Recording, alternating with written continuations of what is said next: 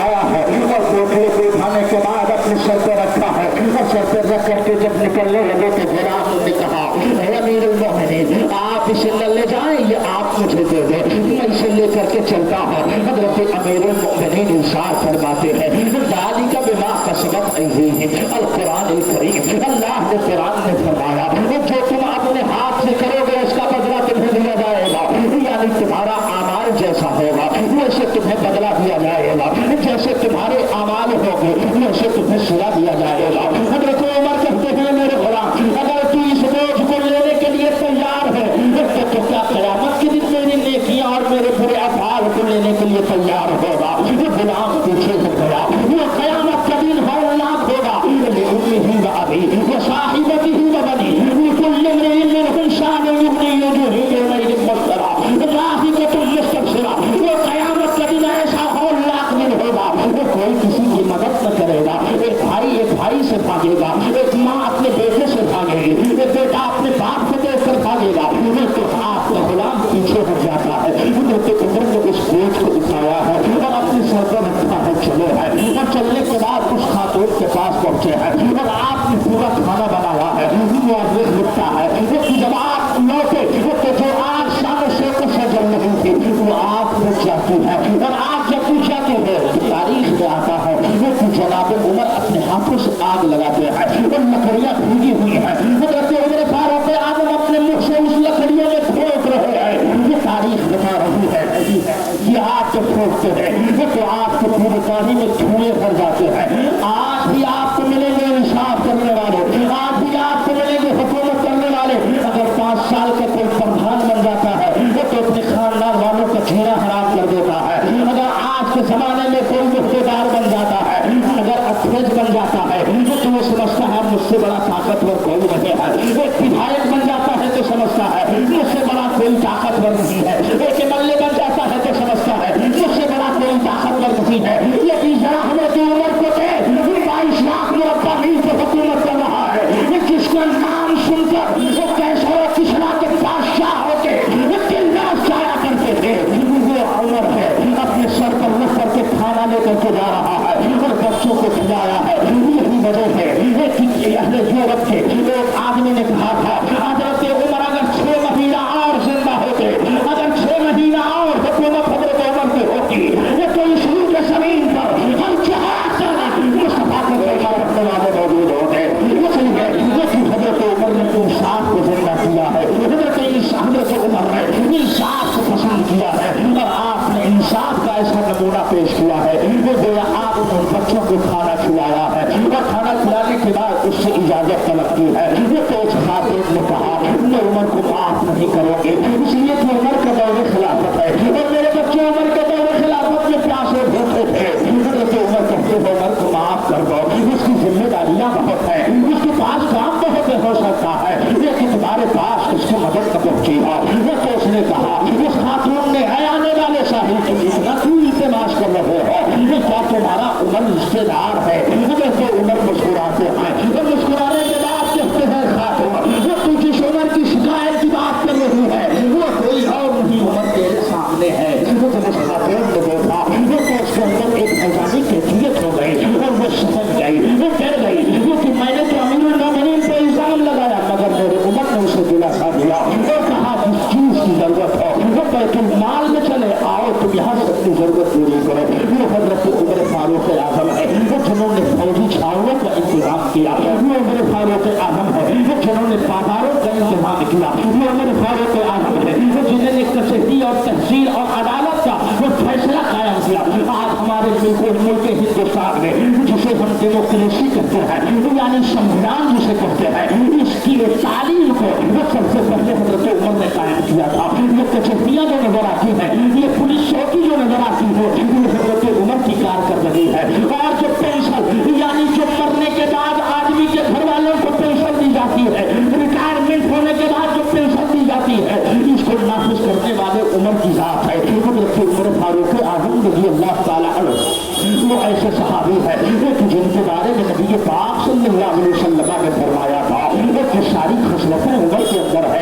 وہ ساری عظمتیں عمر کے اندر ہے میرے پیارو آج جس کے یاد میں بیٹھے ہیں حضرت عمر کی وہ ذات مبارکات ہے چنانچہ حضرت عمر فاروق اعظم سے شہید کر دیا گیا حضرت عمر فاروق اعظم نے دعا کی تھی اللہم اشرفنا اے اللہ مجھے شہادت عطا فرما فی بلد رسولک النبی کریم صلی اللہ علیہ وسلم مجھے رسول کے شہر میں شہادت عطا فرما چنانچہ یہی ہوا آپ کو شہادت ہوئی اور ابن آپ کو شہادت ہوئی وہ لوگ غلام نے آپ کو قتل کیا وہ 22 یا 26 جھلکچا کو حضرت عمر فاروق اعظم کو اس نے جھگڑیلی چاقو سے وار کیا اور مسجد میں حضرت عمر فاروق اعظم نے شہادت پائی حضرت عمر فاروق اعظم رضی اللہ تعالی عنہ محرم الحرام کی پہلی تاریخ کو وہ شہادت کے منصب پر فائل ہوتے ہیں اور حضرت ام المؤمنین عائشہ صدیقہ سے عرض کرتے ہیں یہ کہ بچہ ہوتا ہے یہ کہ میں مصطفیٰ کی بارگاہ میں دفن کیا جاؤں حضرت عمر کی بارگاہ میں ان کے بیٹے پہنچتے ہیں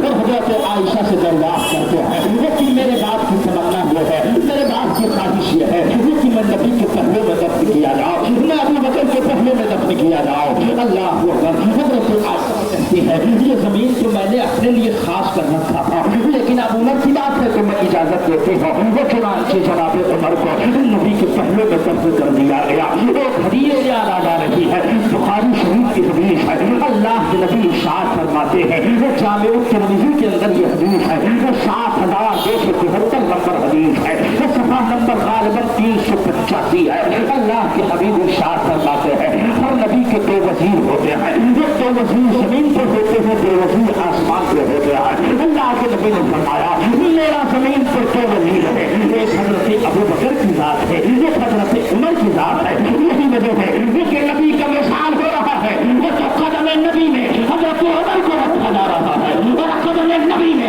حضرت ابو بکر کو رکھا جا رہا ہے وہ گویا ایک بادشاہ کی سلطنت ہوتی ہے یہ تو اس کے وزیر ہوا کرتے ہیں وہ گویا نبی ساری کائنات کے سلطنت کے بادشاہ ہے اور ان کے وزیر ابو بکر و عمر ہے چنانچہ حضرت عمر فاروق اعظم کو نبی کے پہلے میں دفن کر دیا جاتا ہے حضرت عمر فاروق اعظم کا وصال ہوتا ہے حضرت عمر فاروق اعظم کے بعد خلافت کے معمول کو حضرت سیدنا عثمان غنی کے حصے میں آتی ہے حضرت عثمان غنی وہ مقدس صحابی ہے جنہیں ذوالنورین کہا جاتا ہے آپ کا نام عثمان ہے آپ کا لقب ذوالنورین ہے آپ کو تو نور والا کہا جاتا ہے یعنی اللہ کے حبیب نے اپنی بیٹیوں کی شادی حضرت عثمان غنی کے ساتھ فرمائی تھی ایک حضرت رقیہ ہے ایک حضرت ام کلثوم ہے اس لیے حضرت عثمان غنی کو ذوالنورین کہا جاتا ہے اس لیے میرے امام نے فرمایا تھا مبارک تم کو ذوالنورین جوڑا نور کا ہو گئی میری غزل سب سے قصیدہ نور کا میرے امام نے فرمایا تھا انہیں ذوالنورین کہا جاتا ہے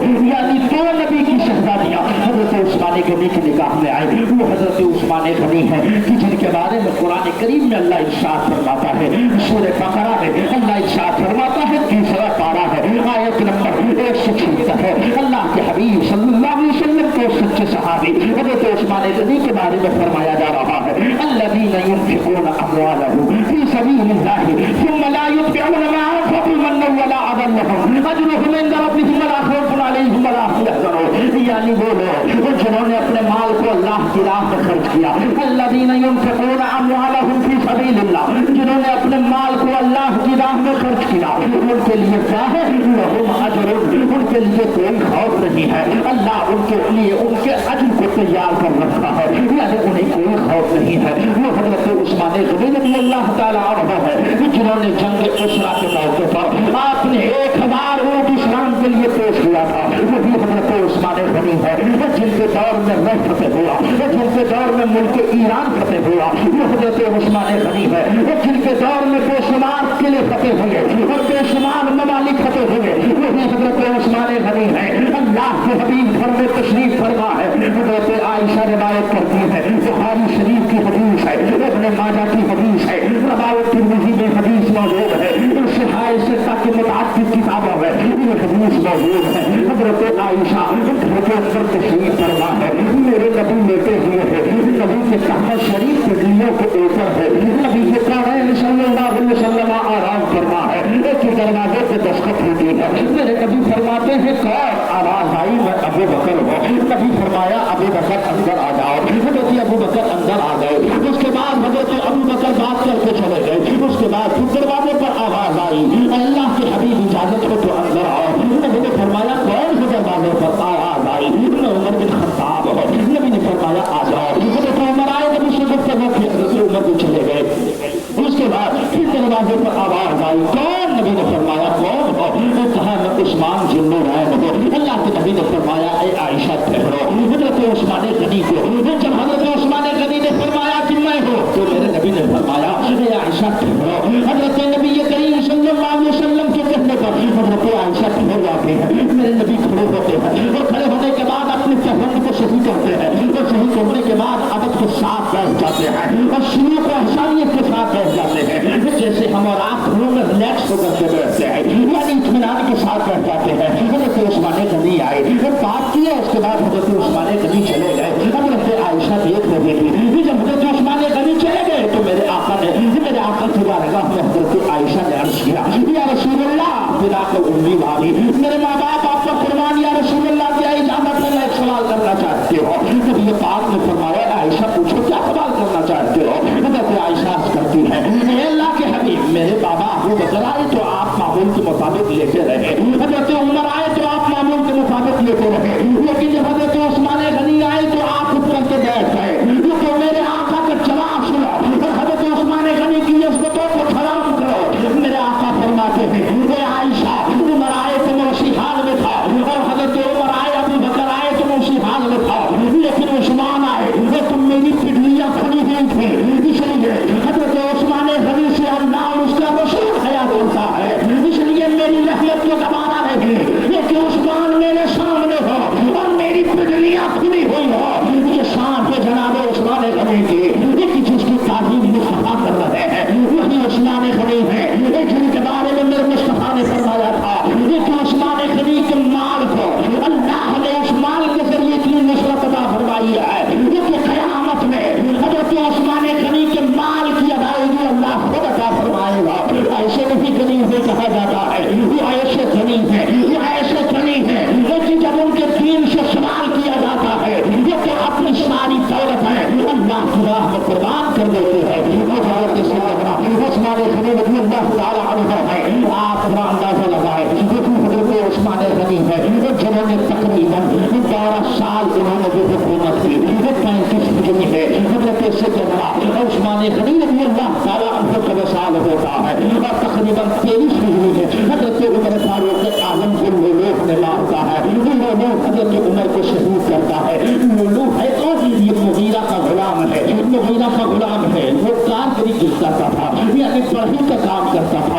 उसका काम यह था कि वो लकड़ियों के सामान बनाता था। वो तो उसके आका ने कहा कि मुझे तू दे नहीं दिया कर, ये तो हजरत उमर की बारगाह में ये फैसला आया। वो तो हजरत उमर ने कहा कि तू अच्छा कारीगर है, वो दिन भर तू इनके पास काम करता है और तुझे इन्होंने इजाजत भी दे रखी है कि तू जहाँ चाहे काम करे, तू जहाँ काम करेगा उसे उसका आधा हिस्सा तुझे दिया जाएगा। तो ये फैसला सही है। हजरत उमर ने जब फैसला सुना दिया था तो उसने इनकार कर दिया था और कहा था उमर मैं ऐसी शक्ति चलाऊंगा कि तुम देखते हो जाओगे। वो चुनाचे लोग ने हजरत उमर को खतरे दिया, हजरत उमर को शहीद किया और हजरत उमर की दुआ भी थी अल्लाह तो मुझे अपनी राह में शहादत अता फरमा। यही वजह है मुस्तफा जान रहमत सल्लल्लाहु अलैहि वसल्लम है, बुखारी शरीफ की हदीस है, हदीस नंबर 13000 है, हदीस नंबर 373 है।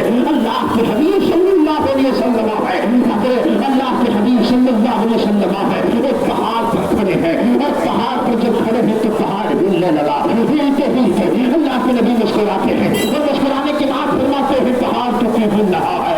ये तुझे मालूम नहीं इस पहाड़ पर एक सिद्दीक है, वो तो शहीद है और एक नबी है, ये तो तमाम सहाबा मुझे पड़ जाते हैं। क्या बात है?